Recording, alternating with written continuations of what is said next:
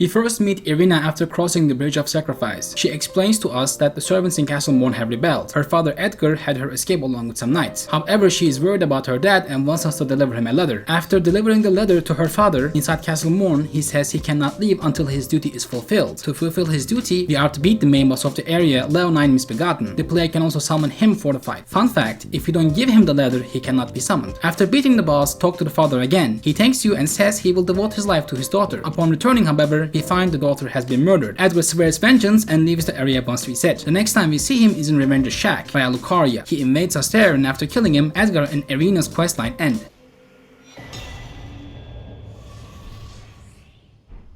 To cut it short, they are both meant to die. The real purpose of this questline is the Shabiri Grape. This item is necessary to progress Hietta's questline. Hietta is to be the finger maiden of the three fingers representing madness.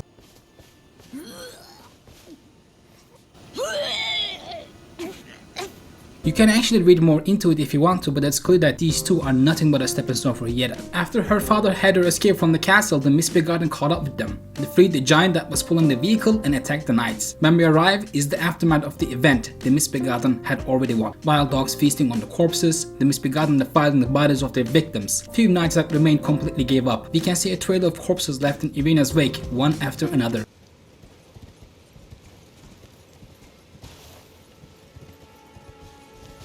There are bodies scattered around Irina as well. The fact that there are dead knights all over her when we first see Irina shows that it's moments before Misbegotten get to her. As soon as we leave after getting the letter, nothing stands in between the Misbegotten and a defenseless, blind woman. The final nail in the coffin is the blade that struck her. It's the same blade used by all small Misbegotten. The blade is called Iron Cleaver and can be dropped from the Misbegotten. The description says, commonly used by the maltreated Misbegotten. After Edgar finds Irina dead, he immediately realizes from the weapon that it's Misbegotten that killed her and leaves upon resetting the area. When we next see him in Via Lucaria, he's gone mad and attacks us. So what made him go over the deep end? If you look around the shack, we can see the corpses of three Misbegotten that are already dead in a pool of blood.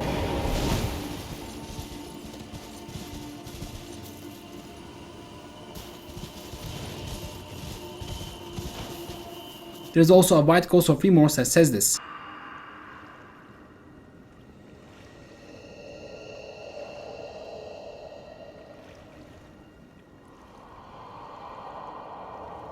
Although it's not clear if the actual culprit was one of the Misbegotten, it's clear that Edgar exacted his revenge on them and went bad. That said, the most messed up thing about this whole ordeal is the raw meat that you found on Edgar and inside the shack. There is nothing but raw meat inside the shack. I think that Edgar ate the Misbegotten raw after killing them, or even worse, ate them while they were still alive. So, can we save Irina? Well, the short answer is no. She might as well hand you her own obituary, because after giving it to you, as soon as you reset the game wherever, she dies.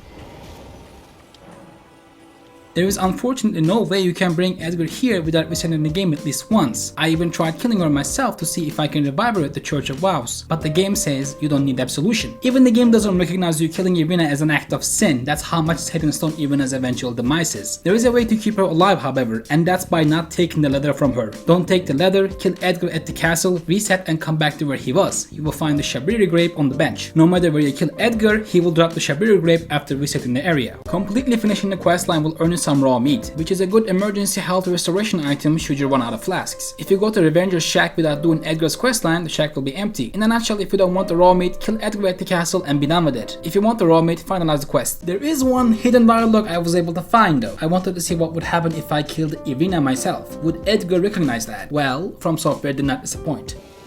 Oh, now I see. You had a hand in Irina's undoing. What could she have done to deserve that? Forgive me, Irina.